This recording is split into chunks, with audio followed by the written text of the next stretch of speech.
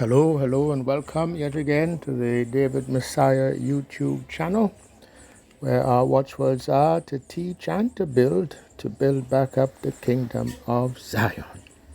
And my name is Sidney Thomas. I'm the founder and the moderator of this YouTube channel.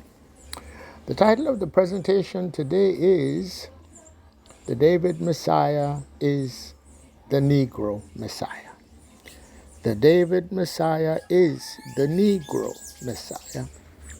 And it is sort of a reaction to just what I was looking at on YouTube. There is a story about a statue, an emblem being unveiled in India at the Parliament buildings.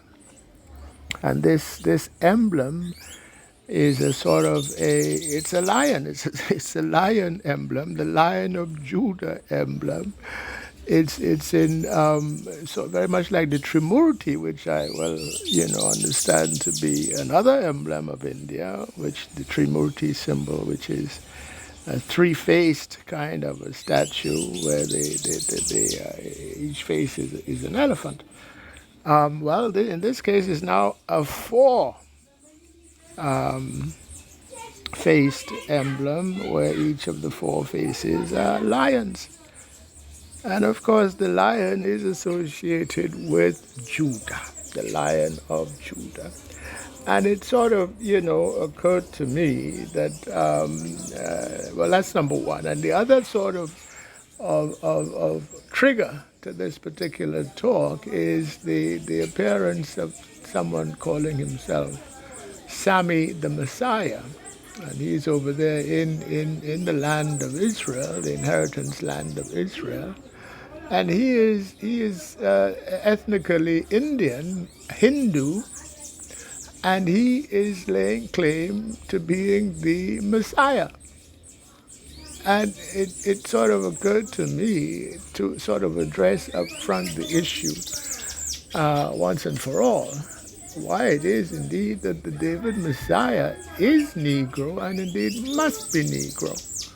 When one looks at the sort of evidence in totality of Scripture and of who and what the Negro are really, and why it is that the David Messiah, if he's to come out of the bowels of David through Solomon, he has to be a Negro. Okay, I mean it is simple, but we need to address it. And I well remember also when our esteemed brother who wrote that book From Negroes to Hebrews, what's his name? Dalton. I forgot his first name now. Ron Dalton Jr., that's right. He had done a video upload where he had some interaction with a Jewish fellow who was claiming to be of the line of David. And that Jewish fellow made, the claim essentially, Solomon had 1,000 wives, and many of them were strange wives.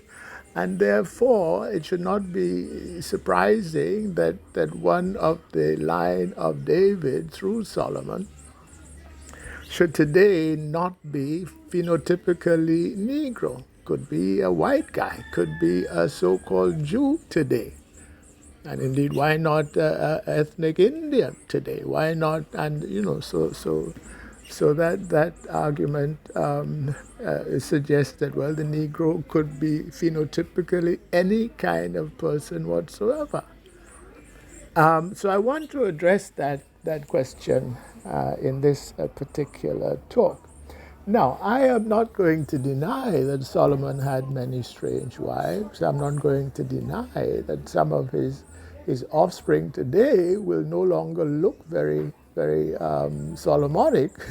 It will not look very much like Negar David, who is the sort of, the root to this, whichever branch it is, that is that righteous branch that from which will come the David Messiah. No, indeed, there will be many offspring of Solomon today, David today, who would not look phenotypically Negro. That I must concede, certainly as a possibility. And I concede it indeed as more than a possibility, as indeed a likelihood.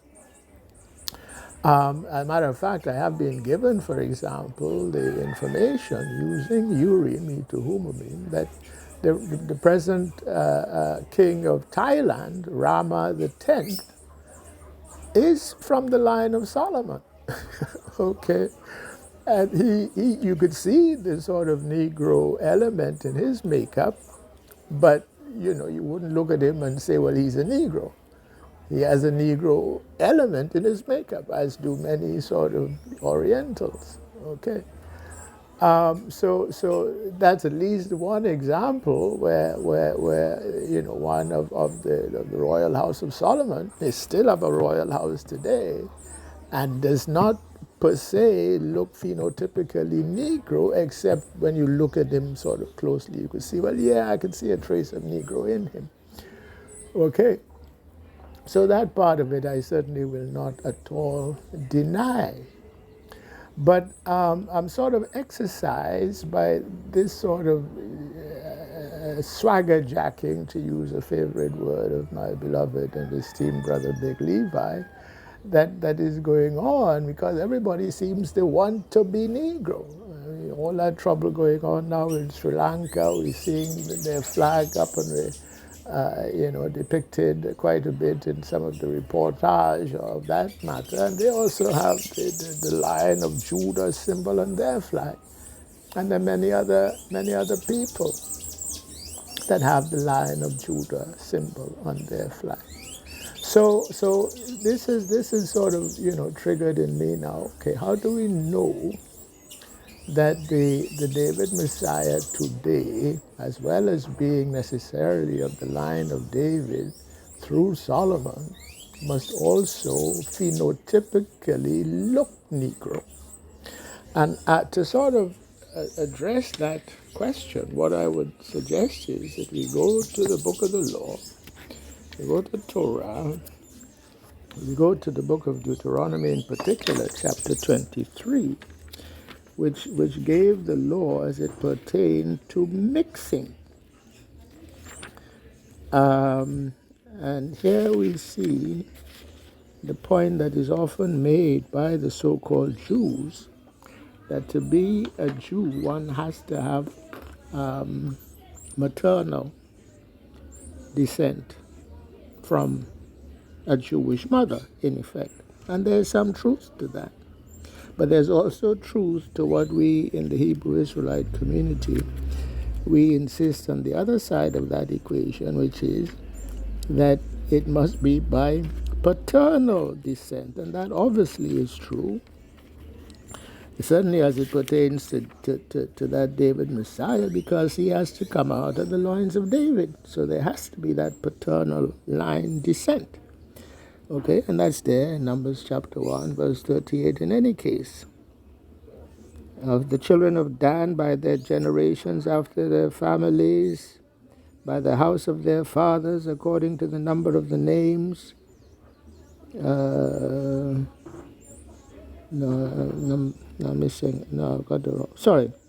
Numbers chapter 1, verse 2 I should be reading from. Take ye the sum of all the congregation of the children of Israel after their families by the house of their fathers. Okay, so it has to be patronymic or patrilineal. That requirement is there, patrilineal requirement, but the so-called Jews today are at least correct to this extent that there must also be a maternal line, a matrilineal descent, because this is what is implied in the book of the law, where it says, let me start at first of all chapter 2. Verse 2. Deuteronomy chapter 23, verse 2.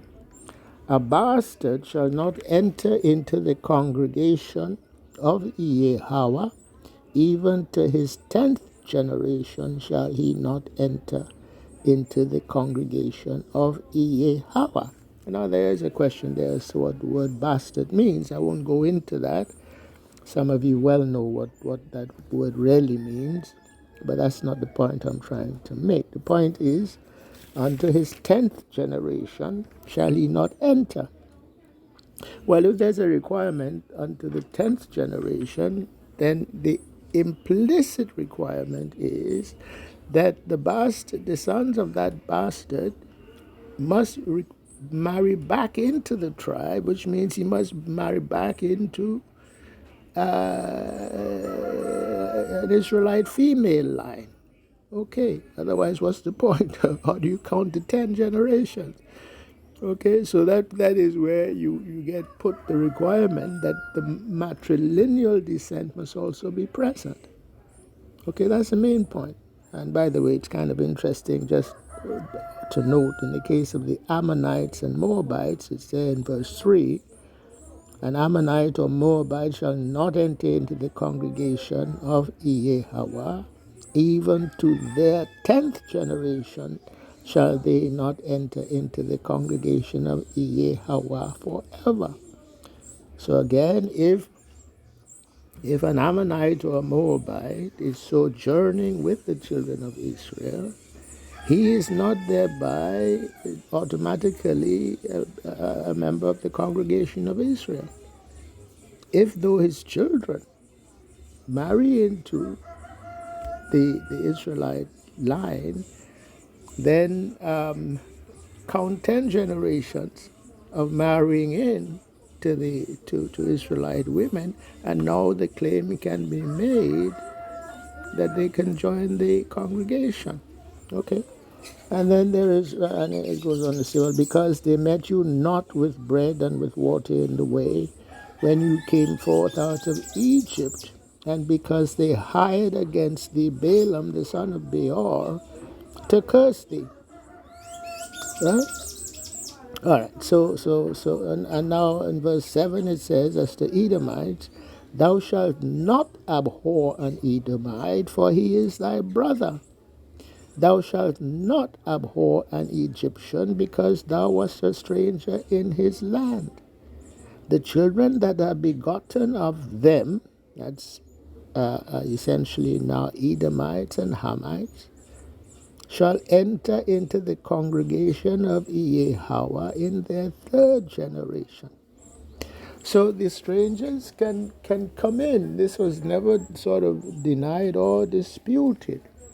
The only thing was, which I addressed in some previous upload, that there is a requirement, one of sojourning, okay, and having children with. This is at Ezekiel chapter 47, around verse 22. And it shall come to pass that ye shall divide it by lot for an inheritance unto you. So this is when the kingdom come again, is restored. And there is going to be now an allotment of land to those who now inherit that kingdom. Okay, and it is providing here in Ezekiel chapter 47, verse 22, that ye shall divide it by lot for an inheritance unto you and to the strangers that sojourn among you, which shall beget children among you, and they shall be unto you as born in the country among the children of Yesharelo. So they shall have inheritance with you among the tribes of Israel. So the stranger can even inherit. But they must sojourn with the children of Israel, have children with the children of Israel. Okay?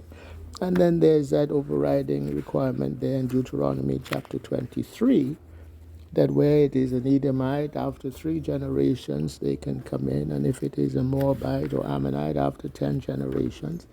And if it is a bastard, which is effectively means if they are a Gentile, if they are essentially descended from Nephilim seed, so that they don't have a patrilineal link even back to Adam, they too can come in, but after 10 generations of mixing in. So it's a way sort of to breed out that polluted seed. Okay. But breeding it out means they must sort of have children amongst now Israelite women. So if they're having children amongst Israelite women, they will have Israelite sort of phenotype. So this is the point I'm getting at. Obviously, the Most High is exercised about mixing of diverse seeds, and I tried to explain that in an earlier upload, in which I made the point about Gog and Magog, essentially how that breaks out in terms of what really the reference is. It is to a fallen angel today called Gog, whose real name is Egyogo, who sired a son physically, obviously, because he was titularly a son of Japhet, and his name was Magog. So that Magog character was physically actually of the line of Gog, a fallen angel. And in Genesis chapter 10, where it talks about the isles of the Gentiles, the isles of the Gentiles was populated essentially by the sons of Japhet and their progeny, one of which is Magog. And Magog literally is Omogog, son of, and this is now where the Hebrew word Gentile comes in, because it's originally Hebrew, and it comprises the two-letter consonants. One is Gya, which has been taken out of modern Hebrew. It's no longer there, but we know it exists because there's a table that is there in the record, and it is depicted by a wick. So it's a twisted thing, it's a wicked thing, and it's destined to be burnt. So it's conveying the idea of wickedness. And the second consonant is Nun, which simply means son, and that is depicted by a seed, which makes sense. So that word, the Hebrew word is Gien, and it means literally son of the wicked. And that is the word that comes down to us in the English as Gentile. So Gentile literally means son of the wicked. Okay? All right. So with just the one polluted offspring amongst the sons of Japhet, which was Magog, we see there in Genesis 10 that all of the children of Japhet now come under the sort of rubric of isles of the Gentiles. Okay, so that in effect it was sufficient because the children of Magog would have had nobody else to mix with except the other children of Japhet. Well, they all became known as Gentiles. And that is the sort of, the sort of power of pollution, genetic pollution. Okay. And what we could gather, because the sort of Gentile moniker, the Gentile sort of heading rubric, expanded to include not only those who were titularly of the Isles of the Gentiles, but it is spread to include many Shemitic lines. Okay, it included some Hamitic lines, because Canaan also was polluted by Nephilim seed. That's why in the land of Canaan there were giants in the land. Okay? Because Nephilim seed tended to produce offspring that in some cases were giants, in some cases, and perhaps in most cases, were pale of skin also. That we could gather from the book of Enoch, chapter 105. Because when Noah came, he was an albino, and his father was inclined to think that that boy was not his, but, and this is the giveaway, but was descended from one of the fallen angels. So that lets you know that it was known in those days that the children of the fallen angels tended to be pale-skinned. We can't sort of, escape that very solid inference. Okay, so there's a polluting effect from these fallen angels having mated with women. And that's not, can't be denied. It's also in the book of Genesis, chapter 6. We know they came down. We know the story about Semyaza in Enoch, chapter 6, and etc. But on the other side of that, the Most High went to some extremes to keep his chosen seed unpolluted by this Gentile seed. That is why the Most High had these laws about, or rather laws against the mixing of diverse seed. Even down to garments, we couldn't mix a cotton yarn with woolen yarn because he wanted us to stay as a pure seed.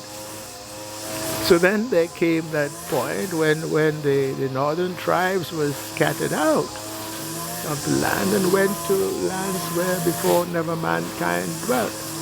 But we also understand from Scripture that the children of the Ephraimites, the northern kingdom people, were like unto a cake not turned. Meaning to say, a cake not turned would be dark on the bottom, burnt even at the bottom, brown at the bottom, and if you even like to say that, black at the bottom, but white on top. Which is adverting to what happened to the northern tribes when they went where they were scattered. They got mixed in with various other seed lines, even though patrilineally they go back to Jacob, and therefore were at least initially, in terms of that patrilineal line of descent, they were Negro people. And so this is why we could have, for example, the Rama the Tenth, who is the king of Thailand today, is in a sense Negro because descending from David through Solomon, but he is mixed out with strange seed. So now comes the test of whether why could he not be the David Messiah? Well, he could not be the David Messiah because he does not fulfill the requirement of the maternal line. Okay, so if it was Edomite, it would be 3 generations of mixing back in. And if you mix back in with that sort of Israelite line, then you would get back, so to say, the Negro phenotype as well as the Negro patrilineal Y DNA descent. You see the point? So how did the Most High keep this heirloom seed relatively unpolluted? Well, first of all, he kept to himself the Bayuda people. That's the inheritance line. Okay, Bayuda.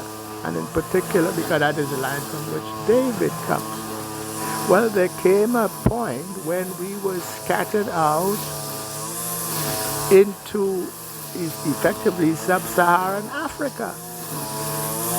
And it is in sub-Saharan Africa that we remained relatively unpolluted because we had to be relatively endogamous. There wasn't much opportunity to go mixing with strangers.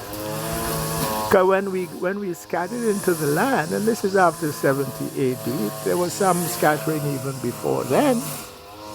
Okay, as early as perhaps 700 BC, at the time of the Assyrian captivity, some of us would have scattered down into Africa.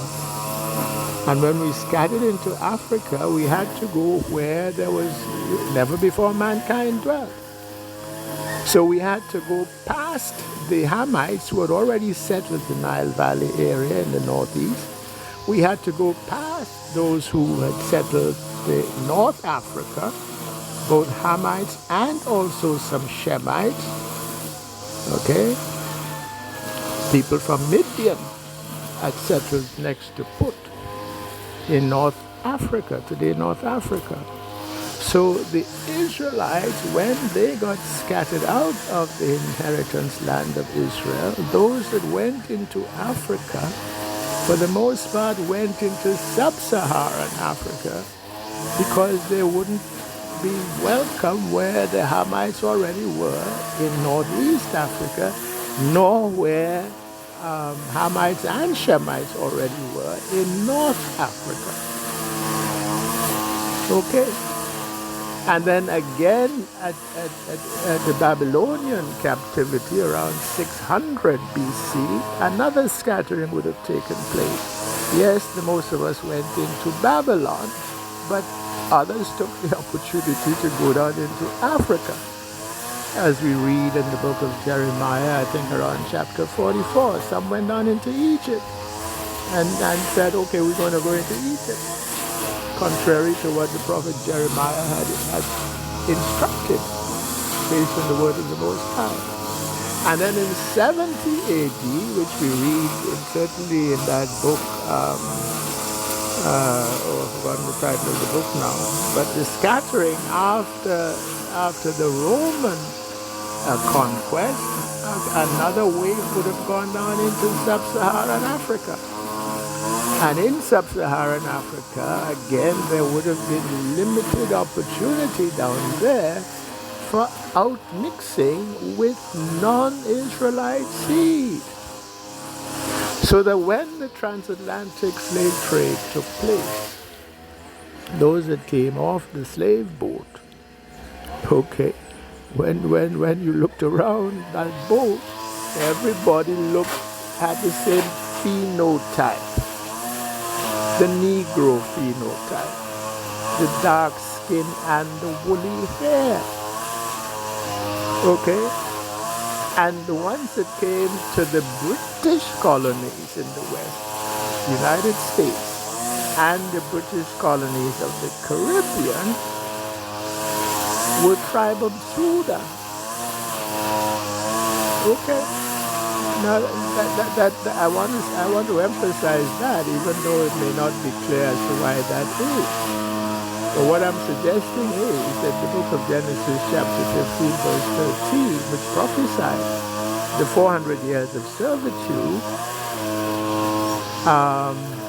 was specific to the tribe of Judah.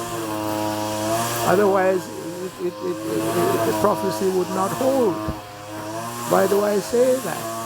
Because we know Pope Nicholas V already in 1452 had issued that Dum Diversac that gave the kings of Spain and Portugal license to basically reduce to permanent servitude the Saracens and pagans. So those who were of the northern tribes who were already in the Americas,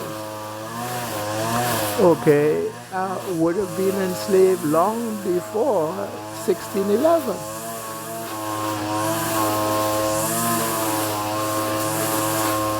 Nowadays we want to say, well, okay, the 400 years of 1619 to 2019. I'm guided you exactly from 1611 to 2011.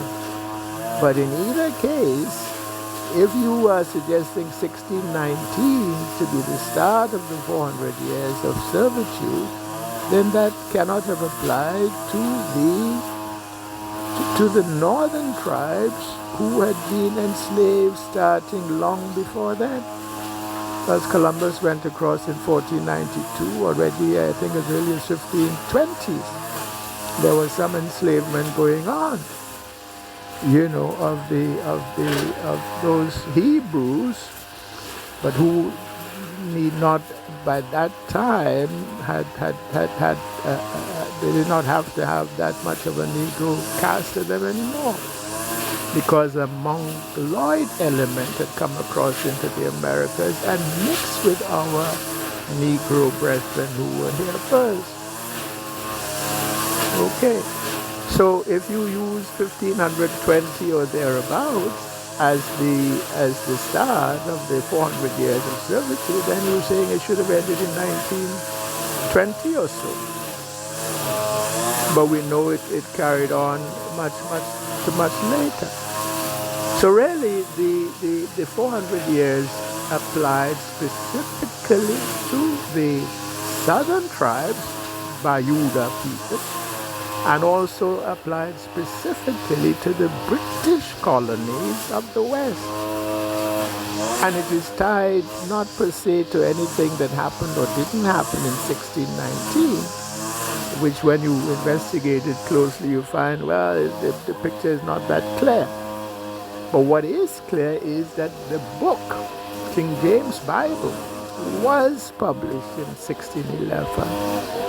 And it had to have been King James that gave the authorization for the slave trade. And King James himself was a Jacobite.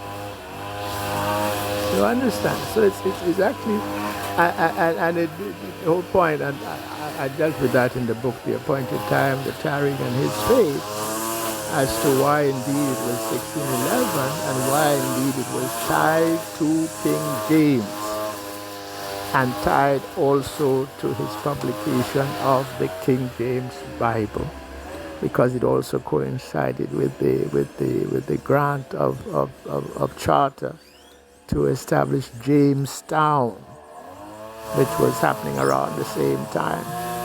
And since he was the king, the slave trade could not have occurred unless he had authorized it. At least it could not have occurred as a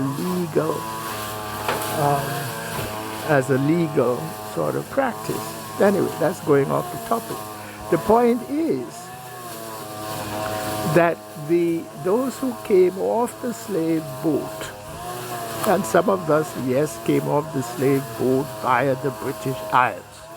Okay, Scotland, Ireland, England, Wales, and that is now well documented. Okay, Joseph J. Williams did a book on Whence the Black Irish of Jamaica to explain where some of those British names came from, because they can't all be explained by the names of plantation owners. You understand? Because we had some of those names already in the British Isles and in Ireland and in Scotland in particular. But the point I'm trying to make is that the phenotype, the Negro phenotype, was maintained relatively unpolluted because of where he kept us there in sub-Saharan Africa. And even those of us who came by the British Isles, because we were there first, and there was a sort of a line that came, a line of Judah that transported to the British Isles after the last king of Judah, Zedekiah, was killed. And when he was killed, his eyes were plucked out after he had seen all of his male line after him killed. But there was a daughter. Her name was Teatefi. And here I'm going into British Israelite sort of theology, but which I'm guided is correct. Came over to the British Isles, in particular Ireland, along with, I think, Prophet Jeremiah. And there she married into Negro royalty that was there in Ireland, Negro royalty that was, and here now, I don't remember clearly all the details, but it was actually of the line of Judah from the Zarhite line, as opposed to the Phares line, but that is getting sort of technical. But it was a way for Teatefi to maintain the inheritance, even though a daughter. That inheritance went with the throne of David. She had to marry someone that was of the same tribe of Judah. And that is why in the case of the British Isles, you have the emblem of the Lion of Judah. For the Irish sort of descended ones, for the English.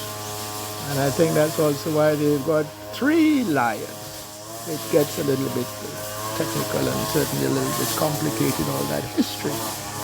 But there is there certainly some claim to deriving, to having derived from the throne of David. We're talking here about now the kings of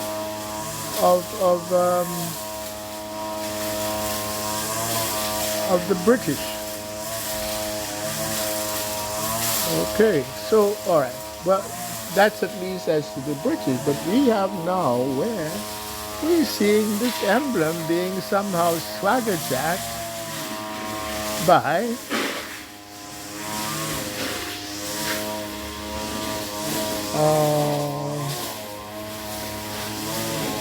the Indians and other people. I don't know about the Sri Lankans. I mean, I'm not going to stop here and deny that there's a possible connection back to David, as there is a connection back to David of King Rama X of Thailand. But as to India, if they want to be Aryan, that's one thing, then they cannot also claim to be of the Davidic line. You understand? And let me explain. In the book, The Appointed Time, the Tarrying and His Faith, I was guided to give a sort of a background to the Aryan origin and what Aryan really refers to. And it's there in a footnote 23 of that book. And let me read it. It came about in a different way, so just bear with me. I'll just read it as it goes. Hitler's harking back to an Aryan ethnic origin for the German people is dubious. The Aryan people are not among the table of nations outlined in Genesis chapter 10. Rather, the Aryans, far from being a pure race, are a hybrid people. I am guided that the original Aryans are a mix of Edomite fathers and Judahite mothers that started when Judah was scattered out of the land at the Babylonian captivity circa 600 BC. The etymology of the name Aryan is Arab in Hebrew, which means mixed, and that's the same etymology as for Arab, because it was a whole bunch of them that mixed up down there in the Arab Peninsula. Plus Yah. So the meaning is the mixed or bastard children of Yahweh. And in those days I thought his name was Yahweh as opposed to Yahweh, so bear with me. As recorded in scripture, Esau entered into the land of Judah when Babylon overran them. And that is described in the book of Obadiah, chapter 1, verse 11. It's there described also in Psalms 137, around verse 7. Right? That's when the Edomites, said, race it. So they were egging on the Babylonians when the Babylonians were basically laying, putting the torch to Jerusalem.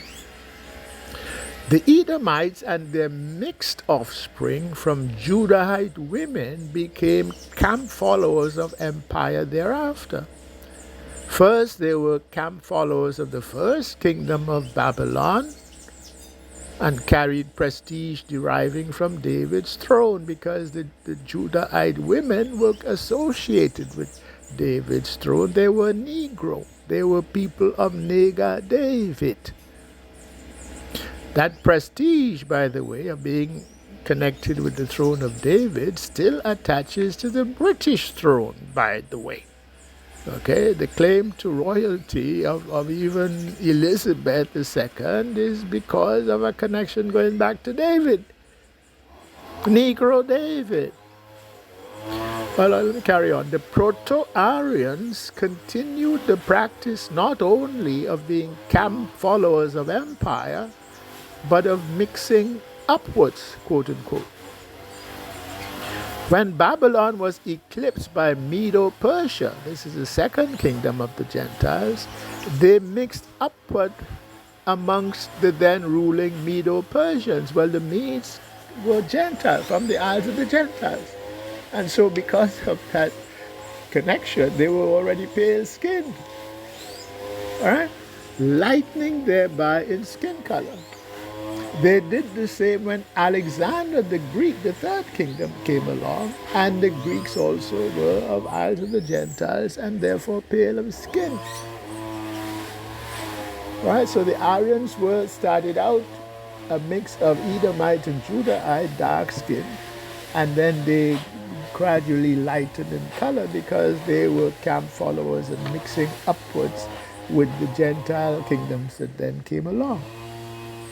So they became a high prestige social class, and the Aryan Edomite financial backers of empire by the time of the fourth kingdom.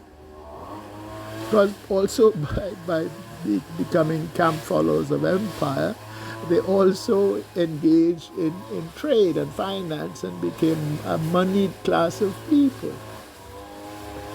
So this account explains the association of the Aryans with Iraq, which is Babylon, and Iran, which is Medo-Persia.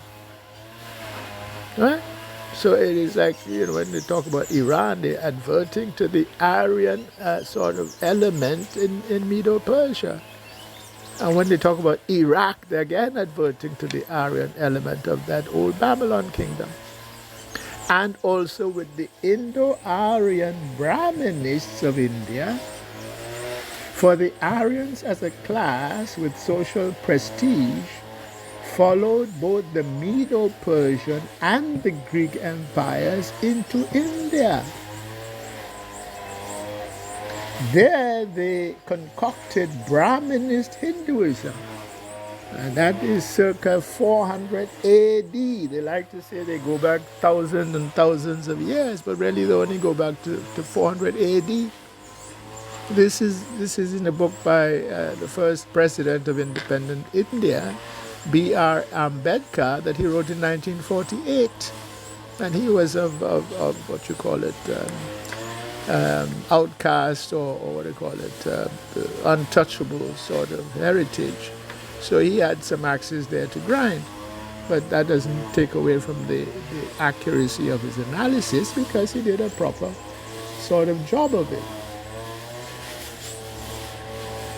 I lost the page here now.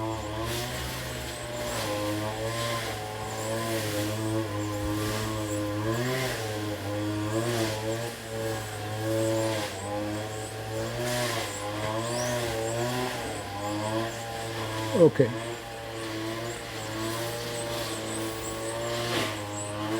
All right, so continuing here now. So let me repeat that sentence. There they concocted Brahminist Hinduism circa 400 AD, Ambedkar 1948, which made of the patriarch Abraham and his wife Sarah a pair of Hindu deities, Brahman and Saraswati, and distorted some aspects of Holy Scripture into a caste-based religion wherein the Brahmins, quote unquote, are the chosen caste, as it were. And within parentheses, having lightened in skin color, and this having become a distinguishing feature within dark-skinned India, they made skin color per se into a marker of caste. The Hindu word for which is varna, which literally means color or skin color. So the lighter skinned Aryans became the nobility of the subcontinent. Now this may be recognized immediately as Edomite envy of the chosenness of Israel. And so we see that envy now being carried over into the Lion of Judah emblem now being chosen for India. And I don't know, I didn't look into the backstory, but I'm looking at what, the symbols are telling me. You understand?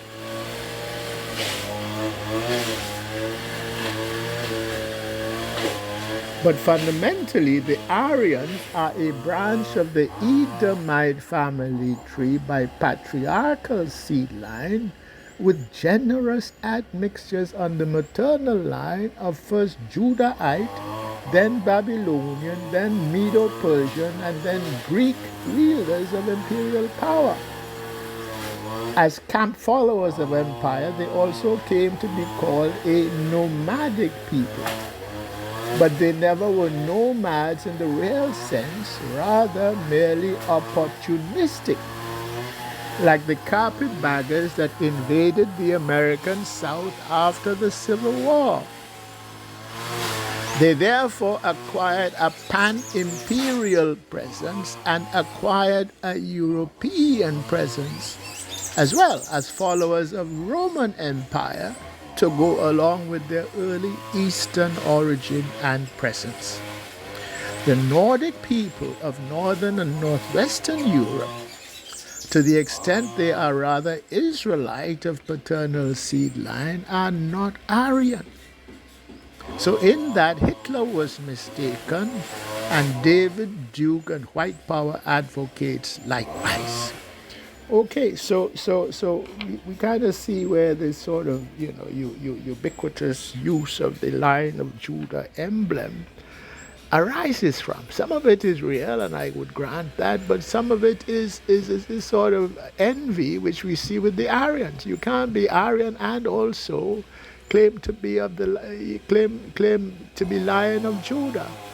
Okay, so that's what sort of triggered this whole thing, and this fellow, Sami the Messiah, when you look at him, he looks to be a caste Hindu. And if he's a caste Hindu, and he's sort of mixed, obviously lighter skin in sort of line with this recitation I've just given, and he looks to be of the Gupta caste, which is the trader class. Because he's got business in Israel, I presume, and he talks about business in Texas.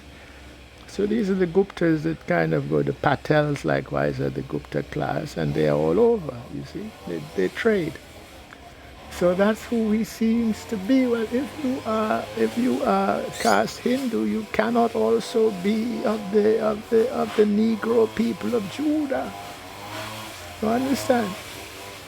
And if you're not the Negro people of Judah, you cannot be the David Messiah. And even if you are of the line of Judah patrilineally, like Rama the 10th of Thailand, who's a fellow I like, by the way, okay, because he don't play, okay. He had some wife, and his family was trying to abuse their position close to the throne, and he basically had them thrown in prison. Okay, so he seems to be a very upright kind of character. I don't know, I haven't followed him that closely, but that's one piece of news that I saw, I could applaud that, right? But even he cannot be the David Messiah because of what I quoted earlier, Deuteronomy 23, of having also to have a matrilineal descent. So that the Negro Messiah, the David Messiah, has to be a Negro Messiah first as the patrilineal descent, which is literally what Negro means. Negro means those of the root of Nega David, patrilineally. That's what Negro means. Okay? But also because of this provision in the law that strangers, okay, if there's an offspring with a stranger, whether it is an Israelite man with a strange woman, as it was the case with Solomon, or whether it is a strange man or Edomite man or other kind of stranger sojourning within Israel with an Israelite woman, there was the requirement at minimum of 3 generations marrying back into the tribe for the offspring of such a one to be part of the congregation, which means that after those 3 generations or so, the Negro phenotype would again have asserted itself. Because after 3 generations, you're down to, I think, 12%? You do the math in terms of the DNA, Y-DNA percentages, and so forth. So I'm leading all up to the conclusion, because there is both a patrilineal requirement to descend literally from tribe of Judah, and specifically loins of David through Solomon, and also there's a provision in the law for marrying back, coming down through the matrilineal line. Then the sort of acceptable or the eligible sort of candidates will have a Negro phenotype. And that Negro phenotype was maintained in the case of those who went into sub-Saharan Africa because of relative isolation within sub-Saharan Africa, so that there was little chance for outmixing. And that's why when we came off the slave boat, we all tended to have that same phenotype. And everybody knew who a Negro was by phenotype. Not everybody knew that the word derived from Nega David, but that is incidental. The point I'm making is that the David Messiah today, if he is satisfying both the patrilineal requirement and also the matrilineal requirement, will have a Negro phenotype. Yes, ma'am. Okay, so with that, I will leave that there. I think there was something else I wanted to add, but it's escaping my mind now. And since this is spirit guided, the Most High perhaps wishes me to stop right there. So with that, I give all praise, I give all glory. And by the way, this was the additional point I was going to make as to the claims of those of Jewish persuasion. For example, the Chabad Lubavitch Rebbe, and I've forgotten his name now, but anyway, I tried to remember it, but I've forgotten it. The Jewish people are not, even though they have faithfully, as best as I suppose they could, tried to keep the law of the covenant. That is not how, by conversion now, going back to, that King Bulan of the Khazar Empire. And when the king converted, the whole empire converted along with him, in effect. And yes, they were, instructed in Torah and so forth by whatever, Levite priests would have gone amongst them.